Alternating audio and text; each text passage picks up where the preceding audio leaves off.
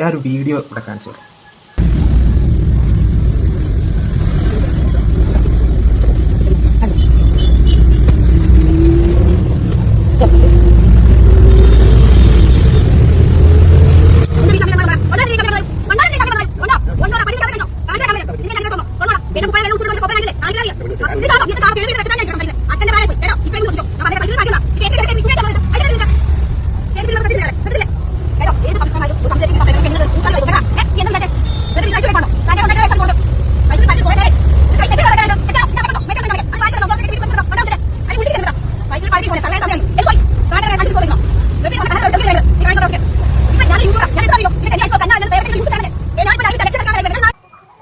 ആ ബസ്സിൽ അത്രയും കാര്യങ്ങൾ നടന്നിട്ടും അതിൻ്റെ അകത്ത് യാത്രക്കാർക്ക് ഒരു കുരുപ്പമില്ല, ബസ്സിലെ കണ്ടക്ടർക്ക് ഒരു കുരുപ്പമില്ല.